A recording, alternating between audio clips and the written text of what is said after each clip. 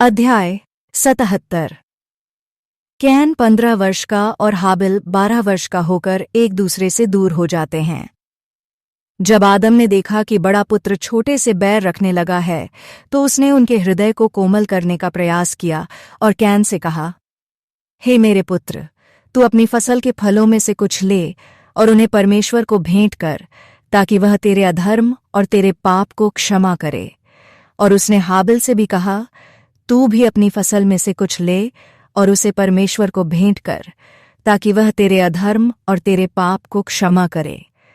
तब हाबिल ने अपने पिता की वाणी सुनी और अपनी फसल में से एक उत्तम भेंट ली और अपने पिता आदम से कहा, मेरे साथ चलो, मुझे दिखाओ कि इसे कैसे भेंट करना है। तब आदम और हव्वा उसके साथ गए और उसे दिखाया कि वेदी पर भेंट कैसे चढ़ाई जाती है। फिर वे खड़े होकर प्रार्थना करने लगे कि परमेश्वर हाबिल की भेंट को स्वीकार करे। तब परमेश्वर ने हाबिल की ओर दृष्टि की और उसकी भेंट को स्वीकार कर लिया। और परमेश्वर हाबिल से उसकी भेंट से भी अधिक प्रसन्न हुआ, क्योंकि उसका हृदय शुद्ध था और उसका शरीर निर्मल था, उसमें छल का कोई अंश नहीं था।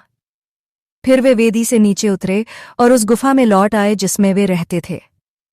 परंतु हाबिल अपनी भेंट स्वीकार होने की खुशी के कारण अपने पिता आदम के उदाहरण का पालन करते हुए सप्ताह में 3 बार भेंट चढ़ाने लगा।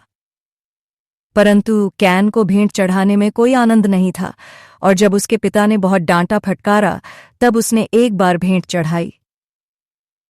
उसने भेंट चढ़ाई, उसकी दृष्टि उस भेंट पर लगी रही, और उसने अपनी भेड़ों में से सबसे छोटी को भेंट के लिए चुना, और उसकी दृष्टि उसी पर अटकी रही।